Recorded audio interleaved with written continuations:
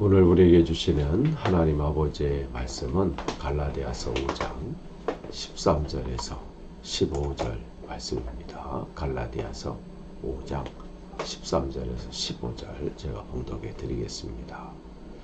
형제자매 여러분, 하나님께서는 여러분을 부르셔서 자유를 누리게 하셨습니다. 그러나 여러분은 그 자유를 육체의 욕망을 만족시키는 구실로 삼지 말고 사랑으로 서로 섬기십시오.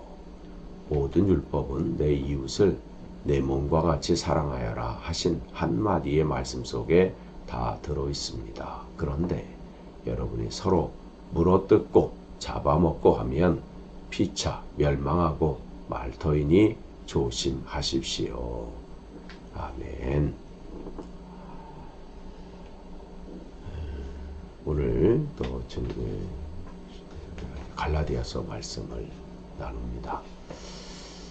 우리가 이제 아까 말씀드린 것처럼 지난주 우리가 금요일서부터 어제까지 우리가 전교인 수련회를 가졌습니다. 더 깊이, 더 높이 이 주제. 그래서 욥기의 그 욥의 5가지 고백, 이것을 중심으로 우리가 말씀을 들었습니다. 듣는 것, 그리고 또 그때 또 우리가 결단한 그것들이 이제 우리 이제 삶의 이 현장에서 결실을 맺어야 합니다.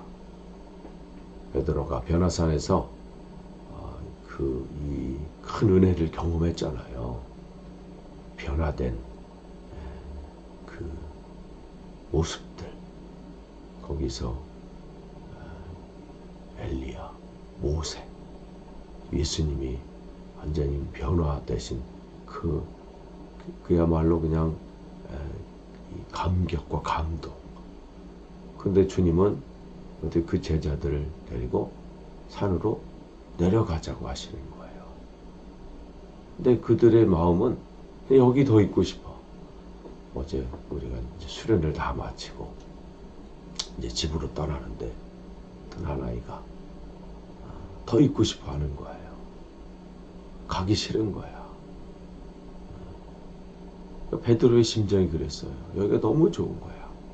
서로 은혜 나누고 또 격려하고 위로하고 말씀의 은혜 가운데 있고. 그런데 주님은 우리를 다시 삶의 자리로 우리를 보내시고 그곳에서 우리에게 결단하게 하신 그 말씀을 또 우리에게 나누게 하시잖아. 그 다음에 그 상황 속에서 그것을 실천하게 하십니다. 나는 어떠한 상황 가운데서도 끝까지 나는 어떠한 환경 속에서 하나님을 사랑할 수 있는가. 내 삶의 모든 울타리가 무너지고 나를 보호했던 모든 것들이 사라진다 할지라도 끝까지 하나님을 신뢰할 수 있는가. 그러니까 모든 그러한 것들, 내 남은 인생을 주님 앞에 전적으로 맡길 수 있는가. 이러한 것들이죠. 정말 이러한 부분 앞에서 나는 하나님 앞에 정말 내 진심을 다해서 전심을 다해서 네, 그렇습니다. 내 삶의 매일매일의 순간순간 나는 거룩한 삶을 살기로 결단하는가. 그러니까 모든 신앙은 우리가 듣는 바를 내 삶에서 그 결단한 대로 살아가는 거예요. 그런데 그게 쉬운가요? 제자들도 특별히 베드로도 여기가 좋사오니 여기다 초막 셋을 짓고 여기 머무르죠. 주님은 내려가자 그러죠. 내려왔더니 어떻게 해요? 귀신 들린 아들, 그 고치지 못해서 남아있는 제자들이 막 우왕좌왕하고 뭐 어쩔 줄을 모르고 그게 현실이에요, 현실. 복잡한 사건들, 문제들 그게 얽혀 있고 그럴 때 우리는 어떠한 삶을 해야 되는가? 오늘 갈라디아 교회도 마찬가지. 그 안에 처음에 바울이 복음을 전해서 그 안에서 서로들 하나가 되고 그 말씀 안에서 은혜가 되고 야 이제야말로 우리가 새롭게 시작하는 교회가 됐다. 이제 뭔가 할 수 있다. 그렇게 되는데 그래서 바울도 기뻐하고 그 교회를 위해서 늘 기도하고 그리고 이제 시간이 어느 정도 지났는데 들리는 소문은 그 안에서 다른 복음이 전파돼서 그것 때문에 그 안에서 이 말씀 듣고 진짜 그게 맞지. 바울이 잘 몰라서 그런 거야. 진짜는 이거야 하면서 그 바울이 전했던 그 복음은 온데간데 없고 다른 복음으로 인해서 마음에 근심이 생기고 염려가 생기고 그런데 그런 부분이 있는 건 아니에요. 한쪽은 아니 그래도 바울이 그렇게 했으면 그게 맞지 않느냐 하면서 왜 갈등이 그 안에 없었겠어요. 모든 살아있는 우리가 이제 살아가는 순간순간은요 갈등이 있고요 그 안에 서로 대립도 있을 수 있고 그런 상황들이 있어요. 지금 이 교회 안에도 마찬가지예요. 한쪽은 이제 하나님 우리를 구원해 줬으니까 이젠 내 삶을 그냥 살아도 돼 라는 사람도 있었고 한쪽은 더 뭔가를 해야 될 것 같고 안 하면 또 하나님께서 또 어떻게 하실 것 같고 그러한 일들이 일어나게 되는 거죠. 그러한 여러 가지 상황들, 사건들, 갈등, 대립 이런 것들이 있었을 때 바울은 이제 그 교회에 이제 13절에서 오늘 본문 15절까지예요. 하나님이 우리를 구원해 주신 그 은혜. 그래서 그동안 우리가 죄의 얽매였고 죄의 종로로 됐던 우리를 하나님께서 자유하게 해주셨다. 그래서 우리는 하나님의 자녀가 되었다. 그런데 하나님이 주신 이 자유함, 그 자유함을 나만을 위해서 내 삶의 목적을 위해서 사용하라고 하신 것이 아니라 그 자유함은 서로 사랑하는데 사용하라고 우리에게 주셨다. 그 메시지를 전하는 거예요. 하나님의 사랑을 전하는 것. 그러면서 모든 율법을 14절에 내 이웃을 내 몸과 같이 사랑하여라. 그러니까 받은 바 은혜는 남을 정죄하고 잣대하고 저 사람은 왜 저런 게 부족해? 저 사람은 끝까지 하나님을 신뢰할 수 있는가? 저 사람은 모든 게 무너져도 끝까지 하나님을 신뢰할 수 있을까? 아예 안 될 것 같아. 이렇게 판단하고 지적하는 것이 아니라 모든 하나님이 주신 은혜는 뭘로 드러나야 돼요? 사랑으로 드러나야 돼요. 그렇기 때문에 주님께서 요한복음 13장 34절 이하에 내가 새 계명을 주노니 너희가 서로 사랑해라.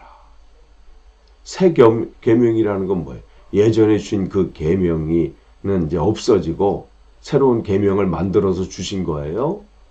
아니에요. 새 계명이라고 하니까 구약에 있는 계명은 사라지고 여기 있는 새로운 계명 그게 아니라 하나님이 원래 주신 그 계명이 있어요. 근데 그거를 잘못 오해하고 판단하고 이래서 제대로 그걸 알지 못했던 것이죠. 그러니까 그것을 주님께서 내가 계명을 율법을 폐하라는 것이 아니라 뭐라고 말씀하셨어요? 온전케 하려고. 계명이라는 것은 뭐예요? 우리가 뭘 지키고 지키지 말고 해야 되고 하지 말아야 되고 이거 말씀하신 게 아니에요. 계명은 그 안에 하나님의 마음이 담겨져 있어요.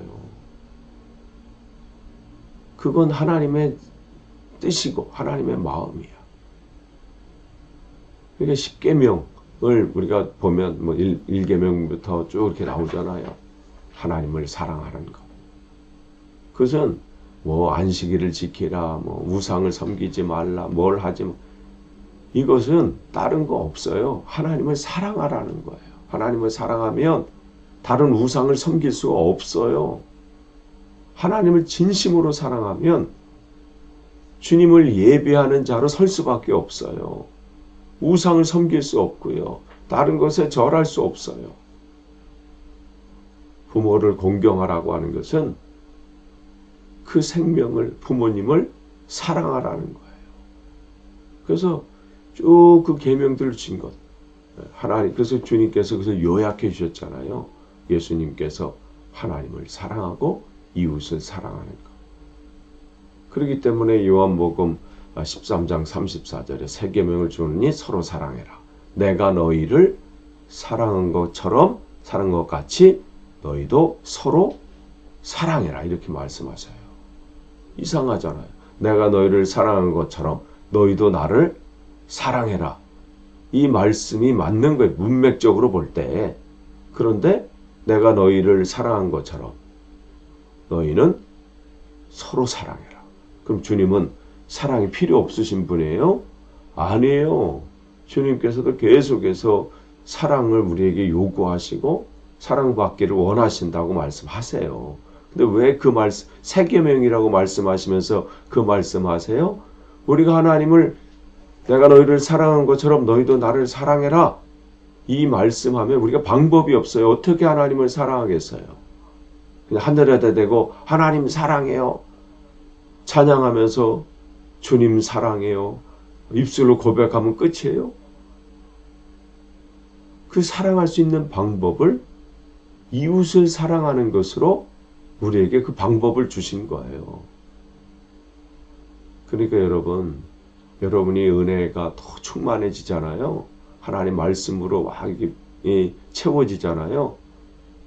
그러면 여러분의 이웃, 여러분의 가족들, 여러분이 함께하는 그 사람을 더 사랑하시는 거예요. 사랑하는 것은 품는 거예요. 용서하는 거예요. 섬기는 거예요. 지적하는 게 아니에요. 내가 사랑하니까 이렇게 지적하는 게 아니라 품는 거예요. 용납하는 거예요. 그 사람이 어떻게 되든. 그래서 하나님의 마음을 그나마 조금 맛볼 수 있는 게 뭐예요? 어머니의 사랑이에요. 조금 우리가 파악할 수 있고 하나님의 사랑과 비교는 할 수 있지만 그래도 하나님은 그 사랑이 적은 요 정도 그걸 느낄 수 있도록 우리에게 그걸 주신 거라 생각을 해요. 그러니까 그 마음을 가지고 우리가 그 성도들을 바라보고 함께하고 그러니까 지금 바울은 그 교회 안에서 누가 오르냐, 이게 맞냐, 너는 왜 그러냐, 신앙생활은 왜 이러냐, 그런 것이 아니라 나는 이 팀이고 나는 바울파고 나는 어느 파고 바울이 전한 게 맞지 않느냐, 아니다. 그래서 예루살렘에서 베드로에게 배우고 온 사람들이 그래도 더 정확하지 않겠느냐. 지금 서로 묻고 뜻하면 어떻게 해요? 복음이 전파된 것은 고사하고 어떻게 한 교회가 망하는 거예요. 무너지는 거예요. 그것은 하나님의 마음을 상하게 하는 것이고 다시 예수 그리스도의 손과 발에 못을 받게 되는 일들이 되는 것이죠. 그렇기 때문에 우리가 은혜의 자리에 있었을 때 이제 우리가 교회로 다시 돌아왔고 우리 일상으로 돌아왔어요. 이때 더 조심해야 돼요. 나는 은혜 받았는데 저 사람은 수련회 참석도 안 하고 저 사람은 수련회 참석하기는 했지만 제대로 듣지도 않고 이러한 또 판단이 자기는 큰 은혜의 도관이 들어간 것 같은데 다른 사람을 보면 그렇지 못한 것처럼 막 보이는 눈. 저 사람은 별로 나는 이렇게 반응하고 막 이렇게 뜨거웠고 감동이 있고 막 했는데 저 사람은 그냥 맹맹한 것 같고 아무렇지도 않은 것 같고 이걸 조심해야 돼요. 사단은요, 요때도 역사예요. 그러니까 이럴 때 어떻게 해요? 더 낮아지고, 더 섬기고, 더 용납하고, 더 품고, 사랑하는 거예요. 그래야 든든히 세워져 가고, 사단이 공격을 하지 못합니다. 그러니까, 지금 바울이 갈라디아 교회에게 여러분이 서로 물어뜯고 잡아먹고 하면 피차 멸망하고 말 터니 조심하십시오. 멸망한다. 다른 사람만 문제가 되는 게 아니에요. 함께 무너져요. 여러분이 은혜를 받은 것 중요해요. 그런데 그 은혜를 내가 잘 지키는 것, 그리고 그것을 잘 흘러넘치게 해서 선한 영향력을 끼치는 건 더 중요합니다. 여러분이 오늘도 정말 그 주님의 마음을 가지고 더 품고 용납하고 섬기는 그 은혜가 여러분을 통해서 흘러넘치는, 주님이 여러분을 통해서 놀라운 역사가 나타날 수 있기를 간절히 축원합니다. 기도하겠습니다. 하나님, 주님의 은혜가 아니고서는 살 수 없다고 고백을 하면서 날마다 내 생각, 내 방법, 내 고집이 앞설 때가 있습니다. 주님, 우리 힘으로는 온전히 주님의 뜻을 이룰 수 없음을 고백합니다. 내 안에 계신 주님, 나의 주인 되시고 왕 되신 주님, 오늘도 나를 사용하여서 하나님의 귀한 뜻을 이루어 주옵소서. 내 입술이 무언가를 지적하고 판단하는 입술이 아니라 더 사랑하는 입술이 되게 하시고, 그러한 발걸음과 손길이 되게 하시고 내 삶이 되게 하옵소서. 예수님의 이름으로 기도합니다. 아멘.